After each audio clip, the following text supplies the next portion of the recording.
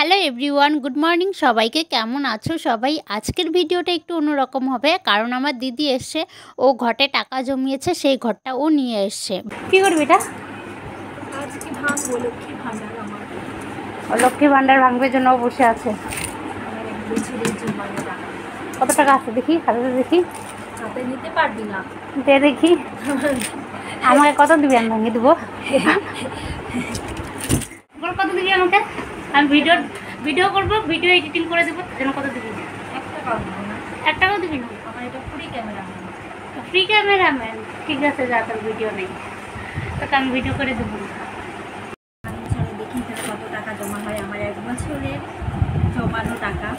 ওর 1 বছরের জমানো টাকা। জমান। চলো তোমরা দেখতে থাকো এখান থেকে কত টাকা হয়।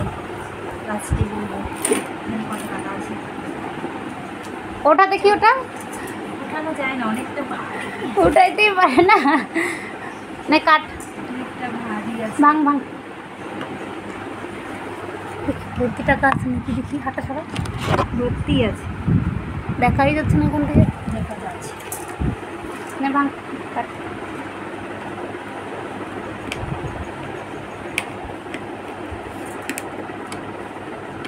আরে এবার টান দে, টান দে।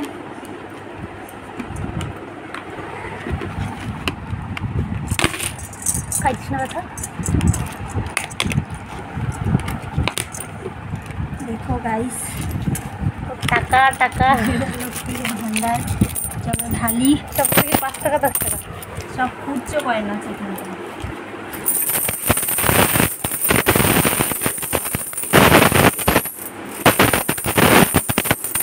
আরও আছে নাকি? বাপরে অনেক। 10 টাকা তো আছে। হ্যাঁ হ্যাঁ আছো। দেখো আমার 1 বছরের জমানো কয়েন। চলো এখন হিসাব করবো এখানে কত টাকা আছে।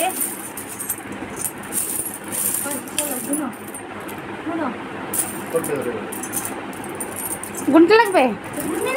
যে যতটা গুনবে তার ততটা।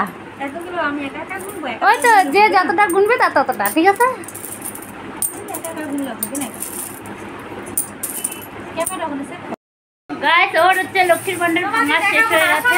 তো চলো এটা এখন গুনবো, গুনি চলো। তো আমি আর আমার দিদি গোনার জন্য বসে পড়েছি।